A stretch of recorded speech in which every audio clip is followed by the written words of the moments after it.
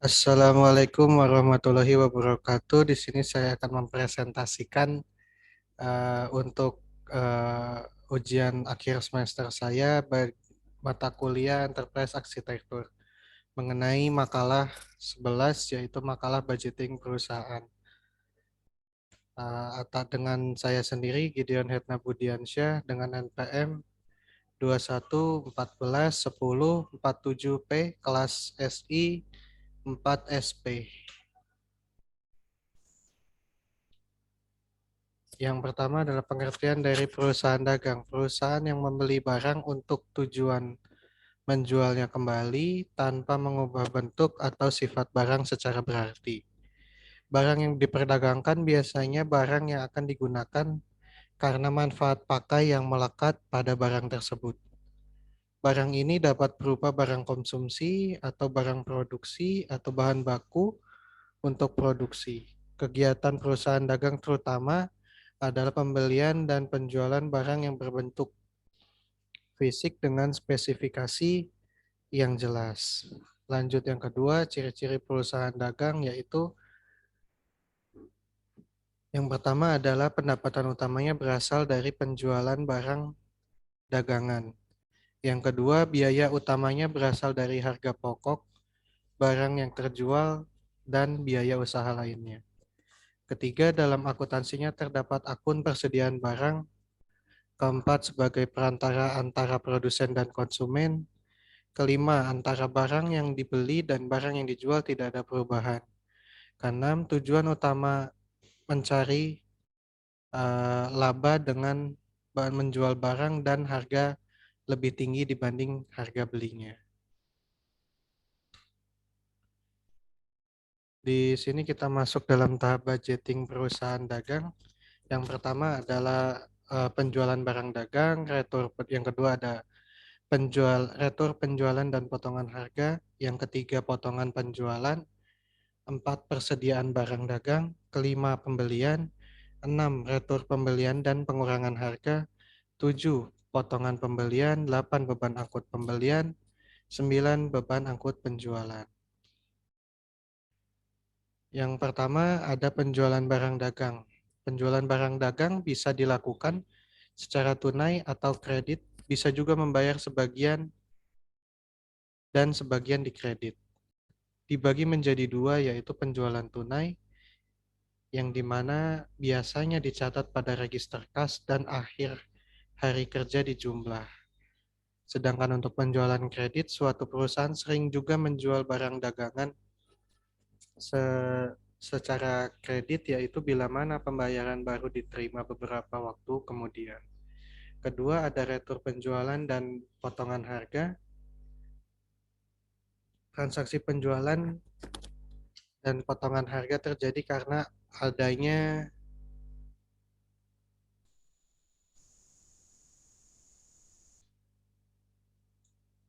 karena adanya pengembalian barang dagang yang rusak atau tidak sesuai pesanan oleh pembeli kepada penjual. Transaksi ini mengakibatkan akun piutang dagang berkurang. Perusahaan dagang akan menerbitkan bukti transaksi berupa nota kredit. Lanjut ke tahap berikutnya, ada potongan penjualan diberikan oleh penjual agar pembeli melunasi utangnya pada masa potongan sebelum jatuh tempo. Transaksi ini menyebabkan piutang dagang menjadi berkurang. Bukti transaksi ini adalah kwitansi kas masuk. Jika penjualan dilakukan secara kredit, maka syarat pembayaran di masa akan datang harus ditetapkan dengan jelas, sehingga kedua pihak mengetahui berapa jumlah yang harus dibayar dan kapan penjualan dilakukan. Syarat penjualan biasanya dicantumkan dalam faktur penjualan dan merupakan bagian dari perjanjian penjualan. Masuk ke tahap berikutnya, ada persediaan barang dagang. Persediaan barang dagang adalah barang yang disediakan untuk dijual kepada konsumen selama periode normal kegiatan perusahaan. Persediaan yang dimiliki perusahaan awal periode akuntansi disebut persediaan awal.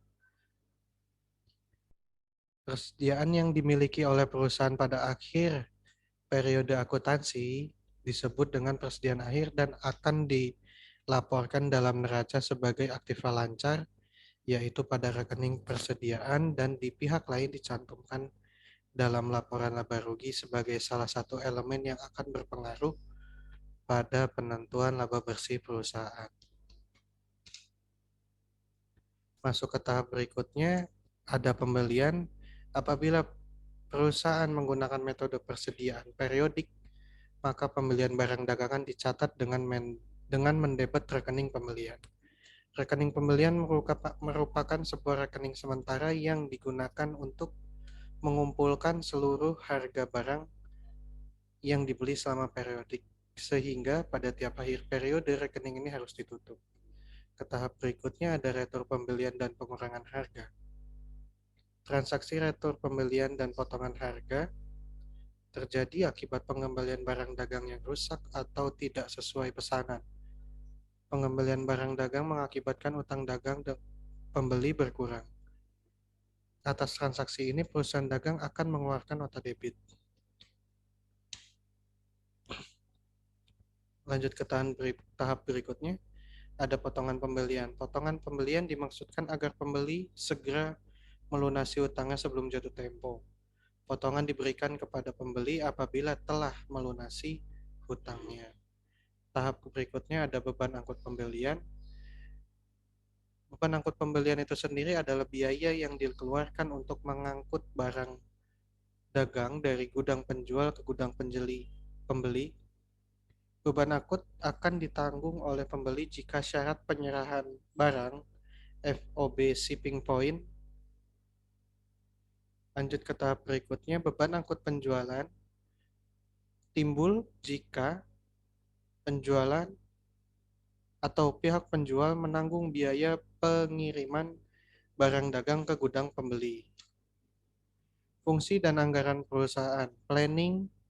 Yang pertama ada planning. Fungsi dari planning tersebut yaitu proses perencanaan dan perancangan strategi sebagai penetapan tujuan jangka panjang dan jangka pendek yang ingin dicapai. Tahap kedua ada organizing.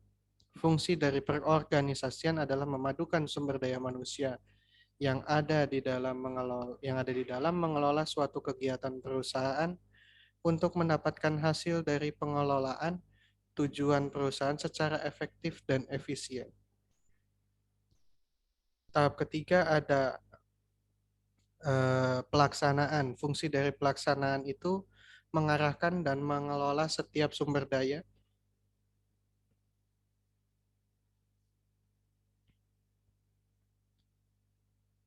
perancangan strategi yang telah dimiliki perusahaan sehingga dapat diterapkan di dalam suatu kegiatan agar dapat diarahkan sesuai dengan fungsinya. Keempat, ada pengendalian. Fungsi dari pengendalian yaitu melakukan pengendalian dan menstabilkan kegiatan perusahaan tersebut melalui sumber daya yang ada.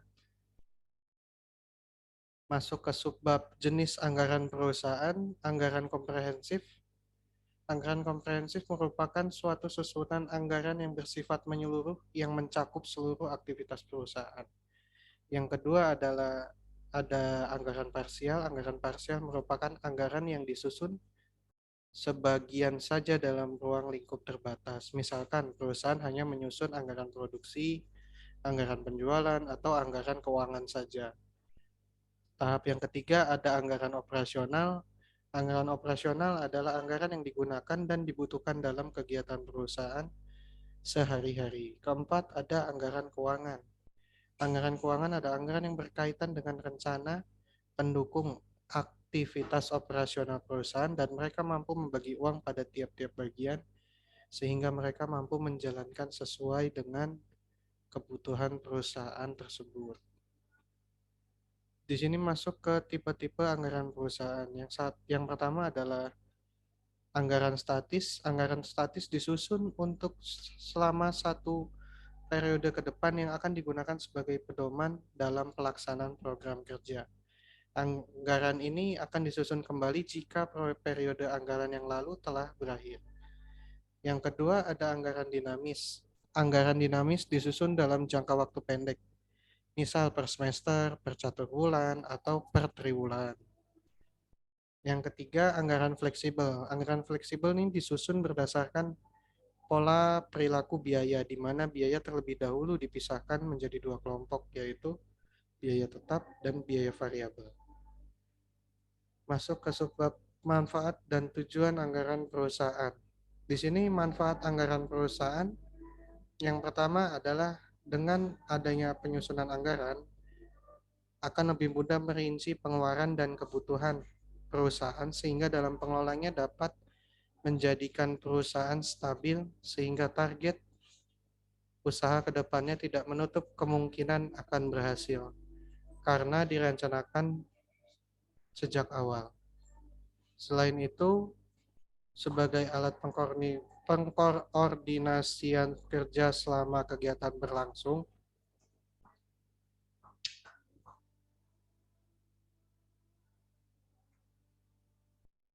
penganggar dapat memperbaiki koordinasi kerja internal perusahaan. Setiap anggaran memberikan ilustrasi operasi perusahaan secara keseluruhan. Karenanya, sistem anggaran memungkinkan para manajer divisi untuk melihat hubungan antara divisi satu sama lain sebagai alat pengawasan kerja. Yang kedua ada tujuan anggaran adalah untuk menyatakan harapan perusahaan secara jelas dan normal. Mengkomunikasikan harapan pada manajemen kepada pihak yang terkait untuk menyediakan rencana terinci mengenai aktivitas perusahaan. Yang ketiga, untuk mengkoordinasikan cara atau metode yang akan ditempuh dalam rangka memaksimalkan sumber daya dan menyediakan alat pengukur dan mengendalikan kinerja individu dan kelompok, serta menyediakan informasi yang mendasari perlu tidaknya tindakan koreksi. Masuk ke subbab hubungan anggaran perusahaan, hubungan peranggaran dengan manajemen. Fungsi manajemen adalah menyusun atau planning. Yang kedua ada pengorganisasian. Yang ketiga adalah pelaksanaan.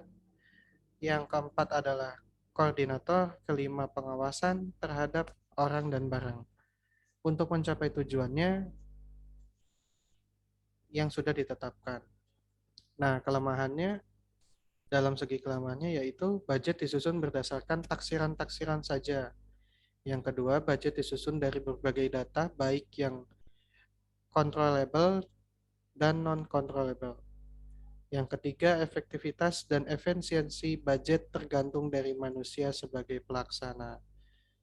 Kedua, hubungan antara budget dan akuntansi. Akuntansi menyajikan data historis yang sangat bermanfaat untuk menghitung taksiran-taksiran yang akan dituangkan dalam budget, yang nantinya akan dijadikan sebagai pedoman kerja di waktu yang akan datang. Selanjutnya, akuntansi akan melakukan pencatatan secara sistematis teratur tentang pelaksanaan budget itu nantinya dari hari ke hari. Dengan demikian, akuntansi dapat menyajikan data yang realisasi pelaksanaan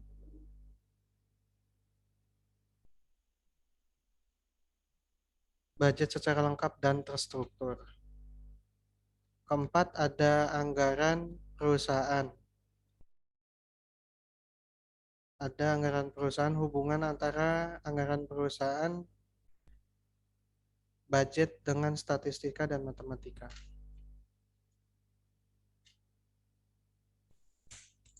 Hubungan antara budget